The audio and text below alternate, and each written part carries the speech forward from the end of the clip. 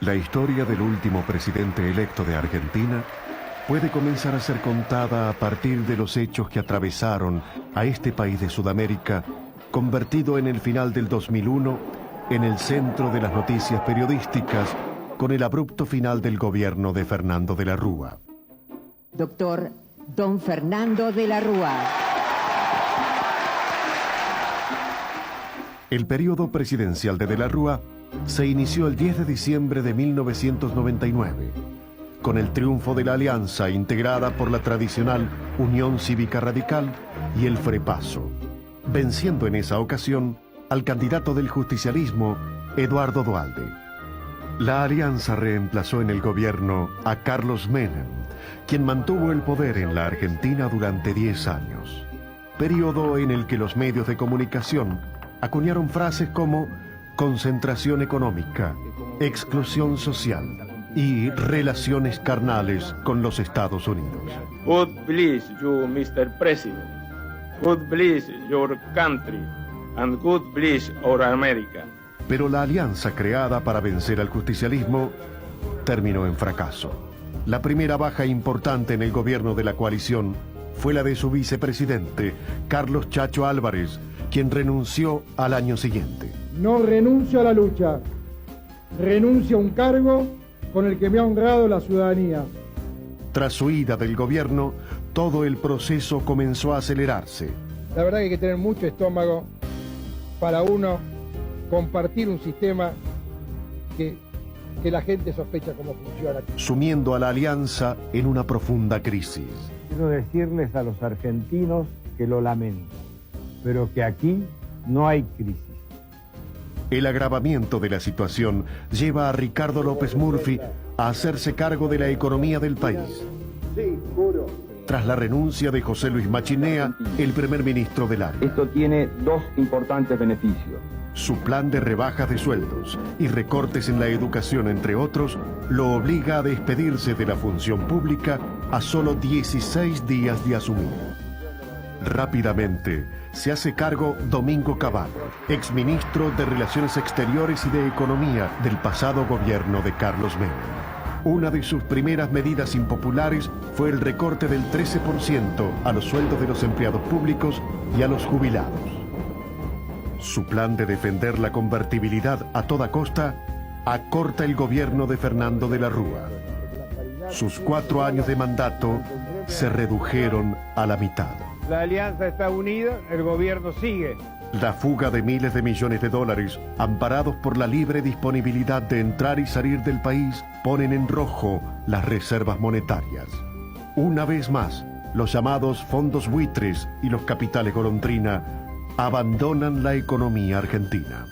El 30 de noviembre de 2001, una medida del ministro Cavallo congela los depósitos de todos los argentinos, permitiéndoles retirar semanalmente hasta 250 pesos.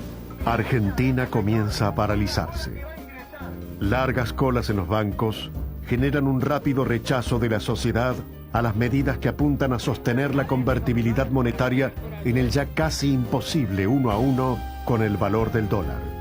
Rota la cadena de pagos, pisoteado el derecho de propiedad y la ley de intangibilidad de los depósitos, al gobierno de Fernando de la Rúa le restan unas pocas semanas de vida. Los signos de exclusión social son evidentes. En octubre de aquel año, más de 2.400.000 personas estaban sin trabajo. La tercera parte de la población activa del país no consigue empleo. Una deuda externa que trepa a los 140.000 millones de dólares. Una cifra imposible de pagar para una nación en medio de su crisis económica, política y social que suma 20 millones de pobres, de los cuales casi la mitad son niños y adolescentes.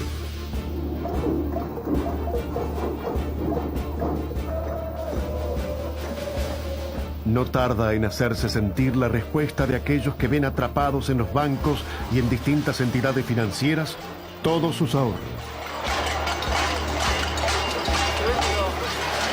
En distintos puntos de Buenos Aires y otras ciudades, grupos espontáneos de vecinos, sin banderas políticas ni organización, comienzan a agitar sus cacerolas en señal de protesta.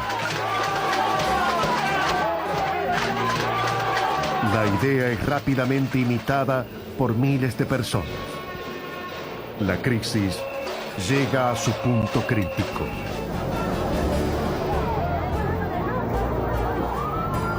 A las manifestaciones civiles, con saqueos y cacerolazos, el gobierno de Fernando de la Rúa decreta el estado de sitio.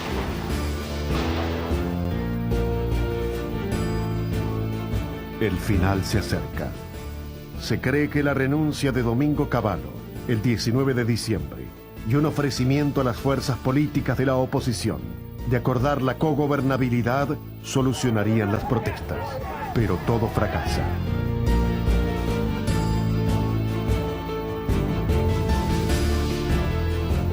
En el atardecer del 20 de diciembre de 2001, una jornada de represión y violencia deja un saldo de 27 muertos y cientos de heridos. Fernando de la Rúa renuncia a la presidencia de la nación. Un largo camino de preparación para ser presidente había concluido. Don Fernando de la Rúa. Se inicia para Argentina un proceso que tendría en solo 10 días 5 presidentes y una nueva frustración para el país. La imagen del helicóptero despegando desde los techos de la Casa Rosada con el renunciante Fernando de la Rúa quedará grabada en la memoria de los argentinos.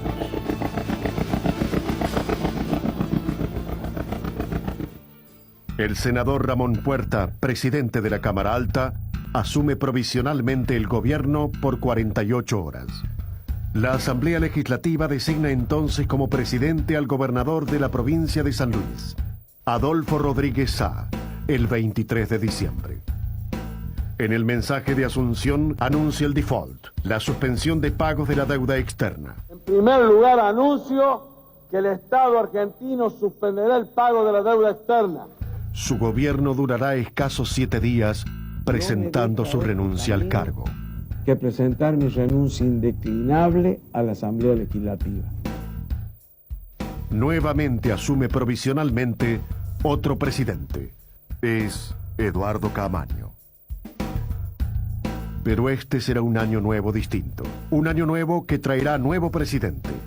Aquel que fuera derrotado en las últimas elecciones presidenciales. Es el turno de Eduardo Duhalde, quien logrará terminar su mandato convocando a elecciones nacionales. Es decir, el que depositó dólares recibirá dólares. El que depositó pesos recibirá pesos. Su primer ministro de Economía, Jorge Remes Lenikov, anuncia la pesificación monetaria a $1.40 por dólar, abandonando la convertibilidad. La nueva paridad del peso va a ser de 1.40 respecto del dólar. Duhalde le pide a Néstor Kirchner que asuma la tarea de ser jefe de su gabinete. Kirchner declina el pedido al no estar de acuerdo con la implementación de la pesificación asimétrica. Muy pocos creían a esa altura de los acontecimientos las posibilidades del gobernador santacruceño de llegar a la Casa Rosada. Solo un reducido grupo de colaboradores compartían la mística de avanzar hacia la generación de una opción electoral en el país. Pero nada será fácil. Al hambre, el desempleo, la desnutrición infantil, el agotamiento de las instituciones, el descrédito general, la desesperanza, se suma la salida de la convertibilidad. Ya el peso no tendrá el mismo valor que la preciada moneda norteamericana. La ilusión de pertenecer al primer mundo termina. El dólar llega a rozar los 4 pesos. Yo lo que quería decir es apenas que me parece una locura que esté pasando todo esto, que es una estupidez, que parece que nadie se da cuenta. Las recetas económicas del Fondo Monetario Internacional llevaron a Argentina a la quiebra.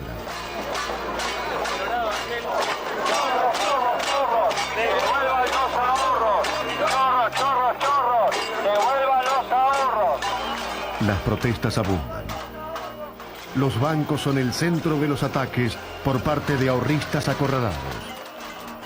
Golpean en los televisores las imágenes de chicos muertos por desnutrición infantil en un país exportador de alimentos. Roberto Lavagna reemplaza a Remeslenikov en economía. Su tarea será enfrentar y obtener del Fondo Monetario Internacional un crédito que le permita al país superar el difícil momento.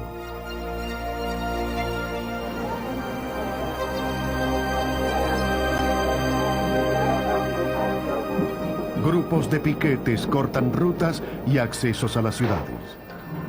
La represión no tarda en llegar. La muerte de 2 jóvenes piqueteros en Avellaneda, al sur de la capital federal, recrea en la memoria de los argentinos los peores recuerdos de aquel 20 de diciembre. El presidente Duhalde, en un mensaje al país, anuncia la entrega del gobierno el 25 de mayo de 2003, con elecciones el 27 de abril para la primera vuelta electoral y el 18 de mayo para el balotaje. Que dentro de 4 meses, a partir de hoy, los argentinos elijan en internas abiertas y democráticas sus candidatos a presidente y vicepresidente de la República. Y 120 días después, todos decidiremos quién nos conducirá los próximos 4 años. Se acortan los tiempos. El pueblo se enfrenta nuevamente ante una elección. El futuro de Argentina espera.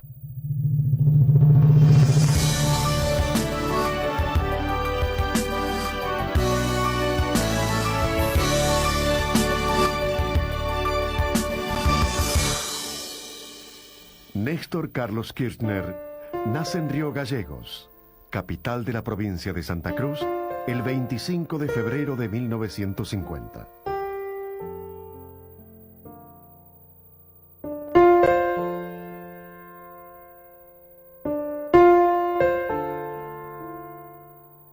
Sus orígenes se remontan a varias generaciones que habitaron desde comienzos del siglo XX la Patagonia argentina. Aquella familia, con orígenes suizo-alemanes croatas, se funde con la nueva tierra que sus mayores eligen para vivir.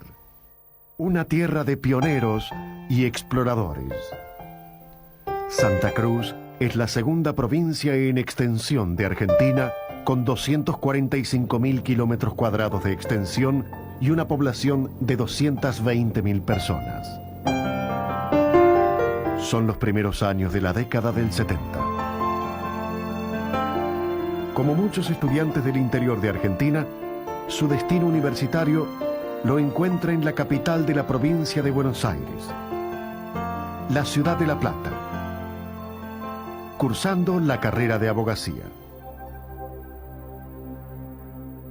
Néstor Kirchner milita en el Movimiento Nacional Justicialista, integrando las filas de la JUP, la Juventud Universitaria Peronista, convencido de la consigna Cámpora al gobierno, Perón al poder. La vuelta al gobierno del peronismo tras 18 años de proscripción convoca a miles de jóvenes en todo el país, tratando de dejar atrás los gobiernos militares que se sucedieron y que retornarán pocos años después.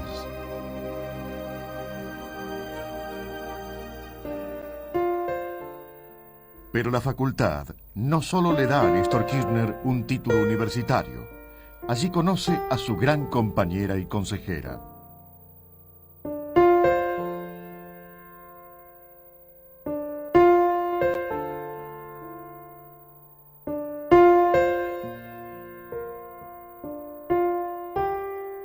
Con 25 años recién cumplidos, el 9 de mayo de 1975 contrae matrimonio con Cristina Fernández, colega recibida en la misma casa de estudios 4 años después.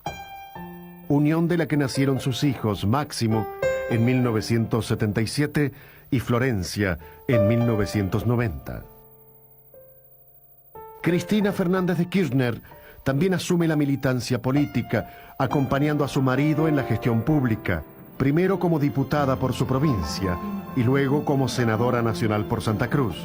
cargo que le dará alta exposición pública por la forma de enfrentar los temas que son de interés para su provincia y la nación.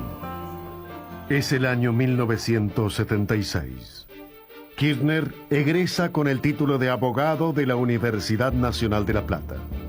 El mismo año que se inicia una de las etapas más oscuras del país, con el derrocamiento por parte de la Junta Militar del gobierno encabezado por María Estela Martínez de Perón, quien había asumido la presidencia tras la muerte del viejo líder el 1 de julio de 1974.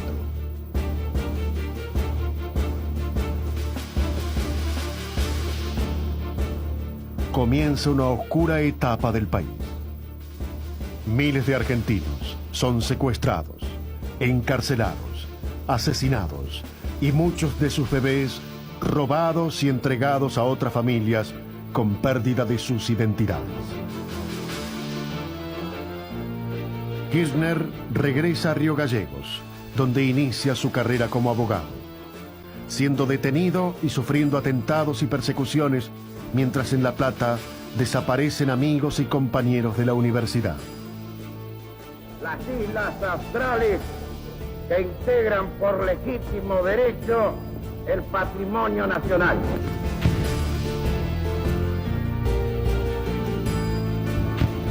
Tras el fallido intento de recuperar las Islas Malvinas como forma de perpetuarse en el poder, los militares llaman a elecciones. Es el 10 de diciembre de 1983, momento en que la democracia retorna a la Argentina.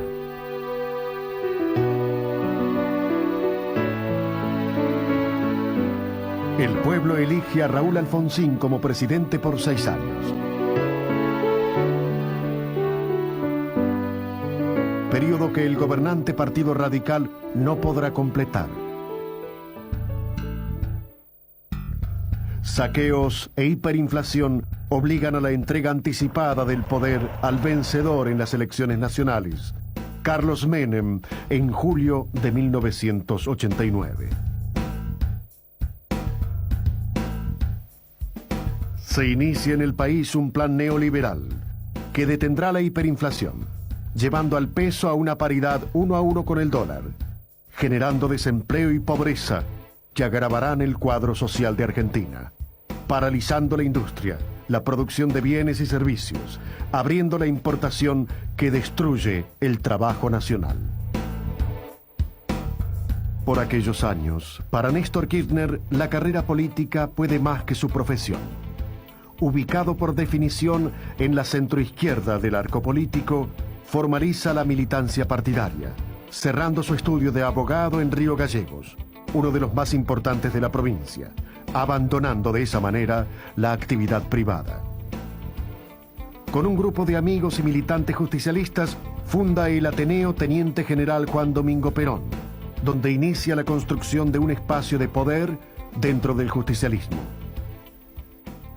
Estamos en un lugar que para nosotros es prácticamente la historia misma.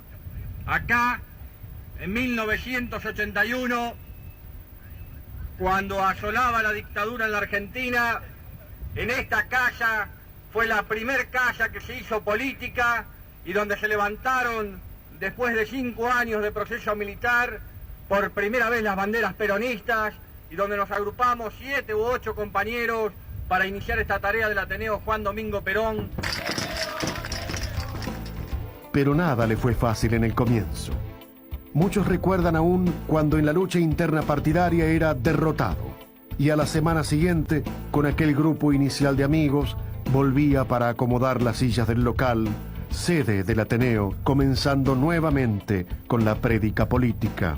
Recorramos la calle de nuestra provincia, organizándonos, confiando en que se construyen victorias con esfuerzo y con trabajo. Tengamos la vocación, no juguemos como los liberales al marco de la hipocresía política. Sepa el pueblo de Santa Cruz, tenemos la decisión, tenemos la vocación, queremos ser para transformar, queremos conducir Santa Cruz, queremos cambiar esta historia, queremos ser grandes en el Consejo Nacional, queremos recuperar nuestra dignidad, queremos ser compañeros. Muchas gracias. El primer escalón en el largo camino de la actividad pública fue el de ser elegido en 1987 intendente de su ciudad natal, venciendo por solo 111 votos, prometiendo a los vecinos un Estado promotor en lugar de benefactor. Tras 4 años de gestión, intenta lo que hasta ese momento nadie había podido obtener: saltar del gobierno municipal a la gobernación de la provincia. Se enfrentaba entonces con la herencia de sus predecesores, Arturo Puricelli y Ricardo Jaime del Val. Una provincia en ruinas, con sueldos atrasados, escuelas sin clases por paro docente y cuya deuda superaba los $1.000 millones. Néstor Kirchner, con apenas 41 años, asume, con el 61% de los votos, su primer periodo como gobernador, el 10 de diciembre de 1991. Gestión que se extiende hasta 1995, iniciando un vasto plan de obras públicas y poniendo en orden las cuentas provinciales.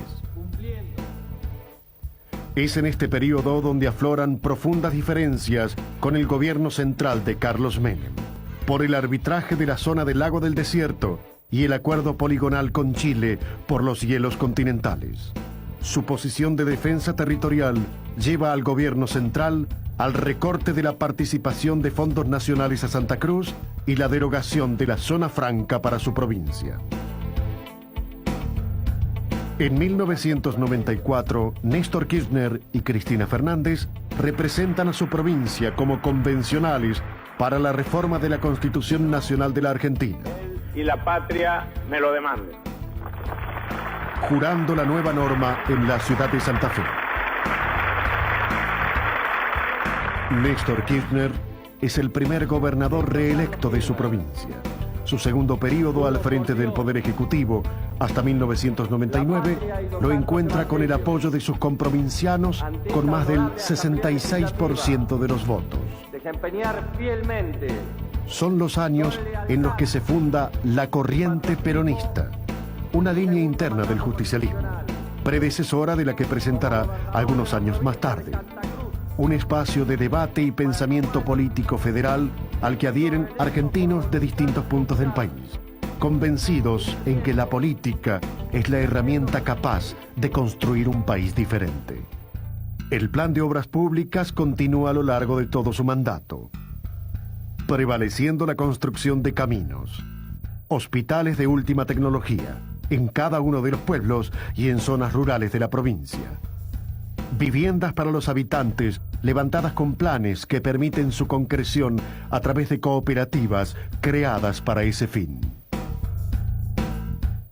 El plan lleva a Santa Cruz a ser la provincia con menor índice de desocupados del país, construyendo la menor brecha entre ricos y pobres de toda la Argentina.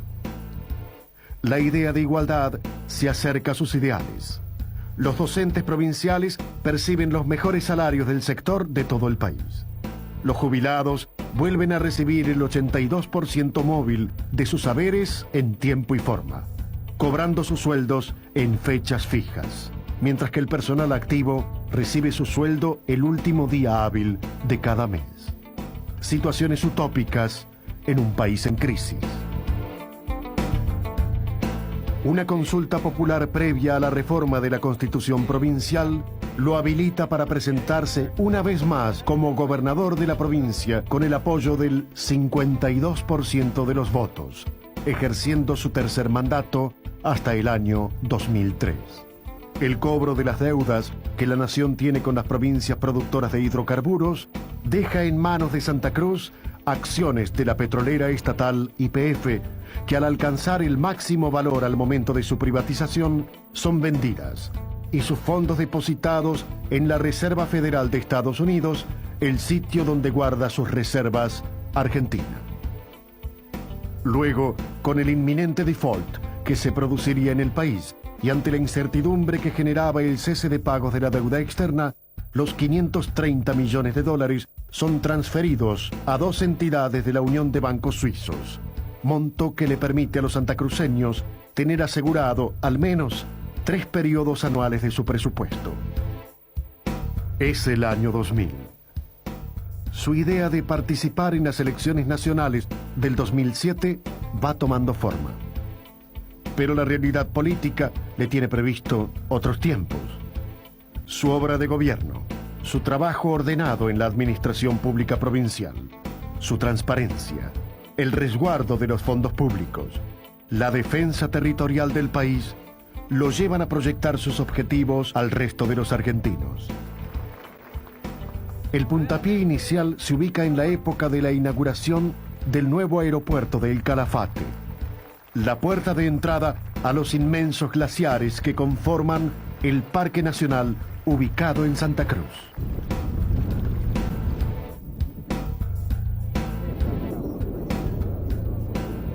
La conjunción de lo que es un Estado promoviendo la economía con capitales privados para generar un proceso de reconversión en base al turismo que nos permita generar una economía de producción dinámica en toda la provincia de Santa Cruz. Es la perspectiva de un futuro diferente, de modernización, de transformación, de cambio.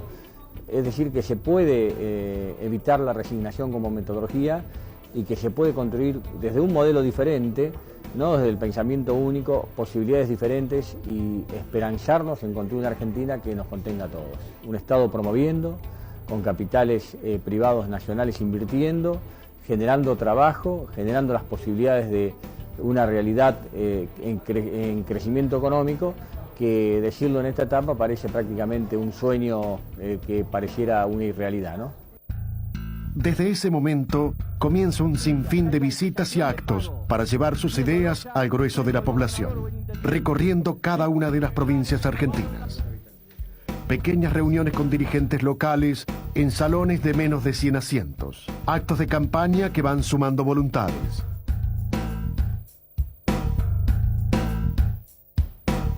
Su desembarco en Buenos Aires es apoyado no solo por peronistas, sino también por integrantes de otras fuerzas políticas. Y vamos a ayudar a construir la nueva Argentina, que no les quepa ninguna duda. El gobierno de Eduardo Duhalde no hace pie en la elección del candidato a presidente que represente sus ideas. José Manuel de la Sota, gobernador de Córdoba, no sube en las encuestas. Finalmente se baja de la candidatura, privilegiando su reelección como gobernador. Carlos Reutemann, gobernador de la provincia de Santa Fe, no termina de decidirse, debiendo responder a las preguntas de la prensa más de 100 veces no a su candidatura a presidente. Mientras tanto, Néstor Kirchner avanza en la campaña electoral con un proyecto claro que lo posiciona cada vez mejor en las encuestas. Futuro presidente de los argentinos.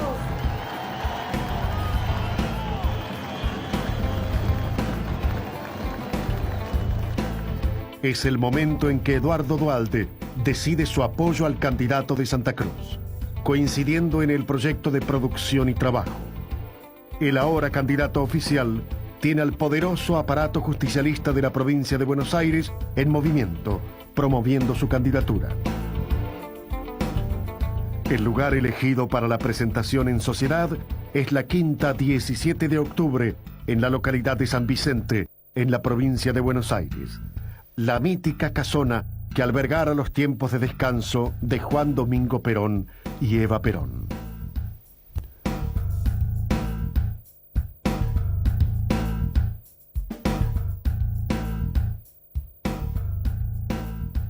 Y también decirle a los argentinos, desde Jujuy a Tierra del Fuego, que los fantasmas del pasado van a ser vencidos por la conciencia nacional y popular de un pueblo que quiere volver a ser definitivamente.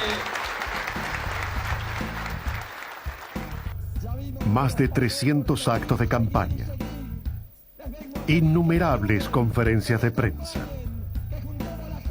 cientos de reuniones con dirigentes y líderes de distintos sectores de la Argentina. Fueron componiendo el marco de apoyo a Néstor Kirchner, camino a la presidencia de la nación. Pero Kirchner no acepta que le elijan su compañero de fórmula. El presidente Duhalde prefiere a Roberto Lavagna, a quien Kirchner confirma como ministro de Economía en su futuro gabinete, dando previsibilidad a una de las áreas más sensibles. El elegido por Kirchner es Daniel Scioli, ex campeón mundial de motonáutica y diputado nacional y secretario de Turismo y Deporte de Argentina. Scioli acentúa la sintonía en los proyectos y objetivos para el futuro del país.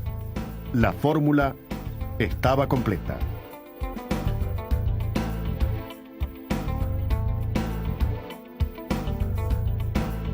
Una intensa campaña obliga a desdoblar la tarea para estar presentes en más lugares y ante más personas al mismo tiempo. Solo la etapa final de la campaña contabiliza más de 50.000 kilómetros recorridos desde la pobreza extrema en el Chaco hasta los canales fueguinos de la Patagonia.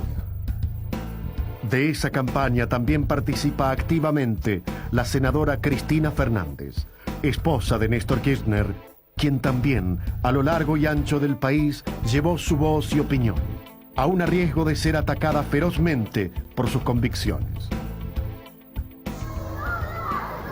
no nos pararon las balas de los militares, menos nos van a parar las patotas de los mafiosos, mucho menos, no les tengo miedo.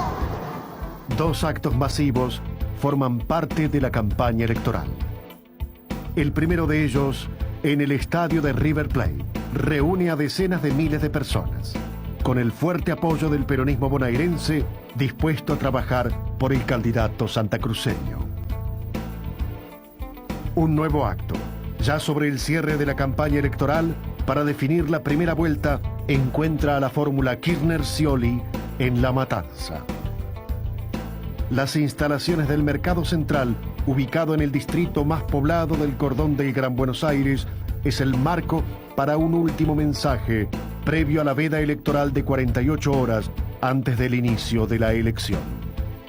Yo tengo un sueño para los argentinos, espero que podamos realizarlos entre todos, porque los argentinos tenemos que volver a tener sueños, a tener esperanzas, porque si no va a ser muy difícil. No hay ningún ser humano que pueda sobrevivir realmente en un mundo tan difícil, tan complejo, tan duro, sin que tenga una esperanza de futuro cierta, ¿no? Me parece que esto es lo que me gustaría construir con todos los argentinos, un proyecto de país. En un clima de alto valor cívico, con más del 80% de los ciudadanos dispuestos a emitir su voto, las 19 fórmulas presidenciales desandan la recta final hacia los comicios del 27 de abril.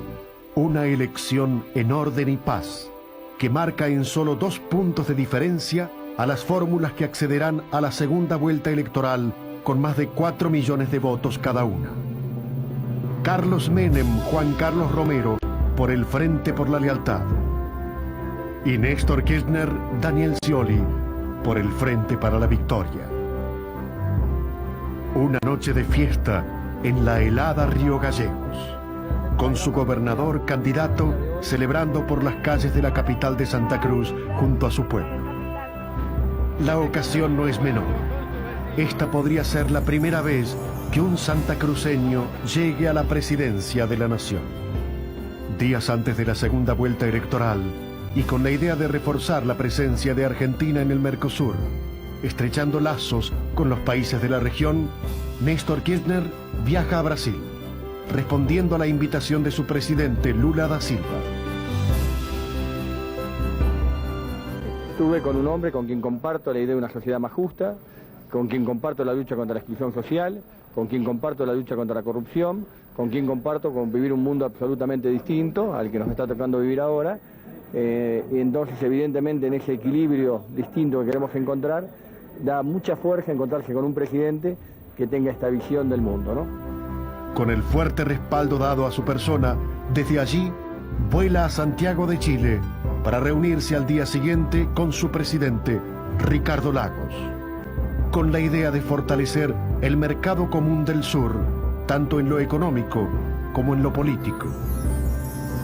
La unidad latinoamericana, pregonada por el fundador del justicialismo, Juan Perón, 50 años atrás, pareciera retomar con más fuerza en este periodo histórico para la Argentina. Es que para Argentina, estrechar lazos con los pueblos hermanos de América Latina es comenzar a construir un espacio común que beneficie a sus pueblos. Es esta quizá la primera vez que un candidato a presidente de Argentina emprende un viaje a países vecinos y no a los Estados Unidos. Tras la primera vuelta electoral, el país se prepara para inaugurar en su historia un balotaje presidencial. Pero la segunda vuelta electoral no se cumple. El augurio que Néstor Kirchner pregonó a lo largo de su campaña, enfrentar en ese escenario al 2 veces presidente de Argentina, Carlos Saúl Menem, no puede cumplirse. El 18 de mayo de 2003 debían definirse 2 ideas antagónicas de país.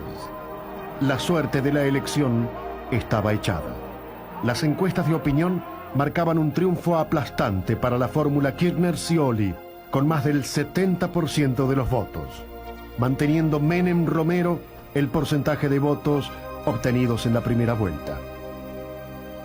Una forma de entender el futuro que millones de argentinos elegían para ellos y sus familias, defendiendo también lo que no se quería. Algunos intentaban mostrar el balotaje como la resolución de la interna del Partido Justicialista al llegar a él 2 fracciones de un mismo partido. Para muchos otros, el modelo neoliberal de país propuesto por Carlos Menem significaba volver a las recetas conocidas durante 10 años de economía popular de mercado, que llevaron a Argentina a límites de pobreza, deuda y desocupación, exilio e inseguridad nunca antes conocidos, en un proceso que el gobierno de la Alianza no pudo modificar, generando el peor de los finales aquel 20 de diciembre de 2001. A ese modelo de país se contrapuso la fórmula encabezada por Néstor Kirchner y Daniel Scioli.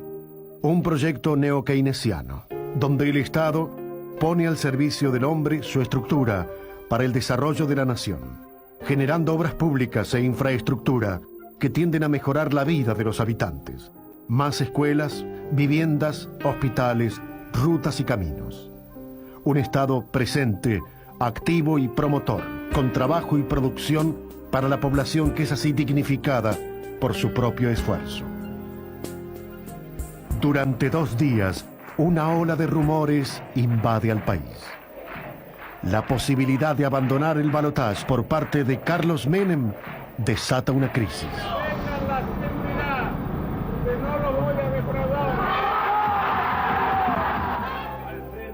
Hizo tanto por volver a ser presidente, desmintió tantas veces su renuncia, que su última jugada solo parece entenderse si buscó con su salida evitar una derrota jamás pensada, o si intentó debilitar institucionalmente al futuro gobierno. ¿Es el final de la carrera política de Carlos Menem? Aún no se sabrá, pero está claro que los argentinos eligieron un modelo de país que mire hacia el futuro, desterrando un proyecto neoliberal que se carga en la memoria de la mayoría de los argentinos como una pesada mochila. Es el 14 de mayo, el mismo día en que Carlos Menem ganara las elecciones nacionales en 1989 y 1995, renuncia a la segunda vuelta electoral. Por estos motivos, estimo conveniente no participar en esta segunda vuelta electoral. La confirmación de que Néstor Kirchner es el nuevo presidente electo de los argentinos se concreta. Un acto en el mismo hotel en el que inició el camino hacia la presidencia lo encuentra con un discurso muy duro hacia el expresidente. Hemos vivido una de las jornadas más oprobiosas y bochornosas de las que se tenga memoria. Las encuestas que unánimemente le auguran una derrota sin precedentes en la historia electoral de la República permitirán que los argentinos conozcan su último rostro, el de la cobardía, y sufran su último gesto, el de la huida.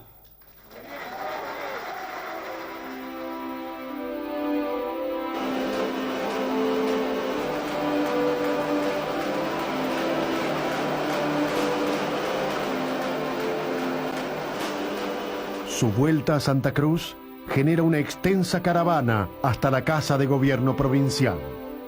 Con casi 10 grados bajo cero de sensación térmica, el pueblo de Río Gallegos celebra la llegada del primer patagónico a la presidencia de la nación.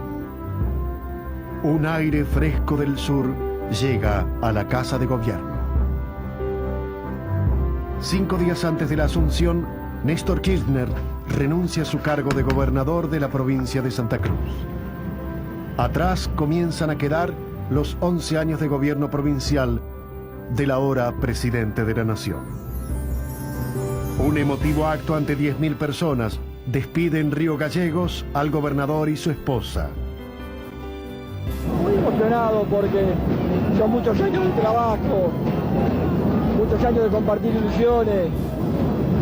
Después de poder despedirme de mi pueblo, después de 11 años y medio de gobernador así, no hay mayor premio en la vida. La emoción y la alegría se entremezclan en los presentes. ¡Viva Santa Cruz! ¡Viva la patria! ¡Los llevo anidados en mi corazón! ¡Muchísimas gracias! No es solamente la cantidad, es además la calidad del afecto, que es lo importante. Uno puede estar rodeada de muchos y no tener a nadie, puede estar rodeada de pocos y tener todo, pero esto es todos y muchos, todos juntos. La firma de su renuncia y la conformación de su gabinete atraen la atención de la población. Sus nuevos ministros son en general más jóvenes que él, distinguiendo en ellos una renovada generación en cargos políticos. Sí, juro. Sí, juro. Solo a 48 horas de cumplida la primera vuelta electoral, mientras los ecos del resultado estaban frescos, una terrible inundación asoló la capital de Santa Fe. Una vez más, la solidaridad de los argentinos no se hace esperar. Cientos de miles de personas envían todos los elementos posibles para aquellos que lo perdieron todo. Muchas veces, la historia de Argentina registró la solidaridad de este pueblo, dejando de lado divisiones políticas y sociales. Pero quizá como nunca antes revivió en la memoria de los argentinos el terrible recuerdo del terremoto de San Juan, que cayó como un rayo en la provincia cuyana en 1944. Como aquel, quizá sea también un recuerdo cuya premonición auguria a los argentinos otros momentos de felicidad, nuevos momentos que acompañen el futuro de una nación que busca su destino. Es el 25 de mayo, la fiesta patria de Argentina que celebra la revolución de 1810. Inusualmente el cambio de mando se realiza en el Congreso de la Nación. Yo, Néstor Carlos Kirchner, juro por Dios, nuestro Señor y estos santos evangelios, desempeñar con lealtad y patriotismo el cargo de presidente de la Nación y hacer observar fielmente la Constitución de la Nación Argentina. Si así no lo hicieren, Dios y la patria me lo demanden.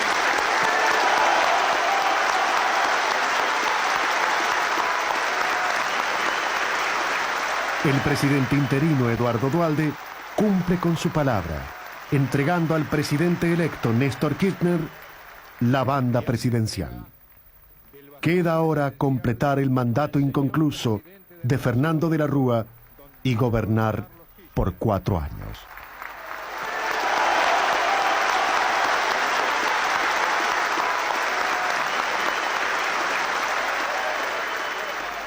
Sabemos a dónde vamos y sabemos a dónde no queremos ir o volver.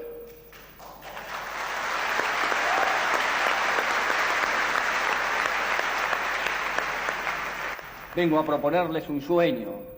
Quiero una Argentina unida, quiero una Argentina normal, quiero que seamos un país serio, pero además quiero un país más justo.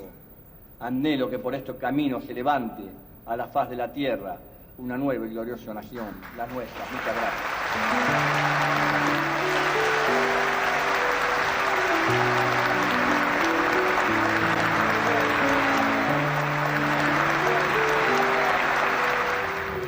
La esperanza de un pueblo es la base de una sociedad que espera justicia, igualdad, dignidad. Muchos piensan que si le va bien al nuevo presidente en su gestión, les irá bien a todos. Esa esperanza nacida del crisol de razas que conforman la sociedad argentina amalgama el tejido social de una nación en la que todos sus habitantes se reconocen en el derecho de un futuro mejor. ¿Será Néstor Kirchner quien lleve a Argentina, este país de América del Sur, hacia un destino de grandeza? Toda su energía está puesta en ello. Le quiero decir qué es lo que sentimos que somos. Hombres comunes con responsabilidades muy importantes. Esperemos estar a la altura de la historia del tiempo. Muchísimas gracias. Gracias por estar. El país y el mundo miran esta nueva oportunidad.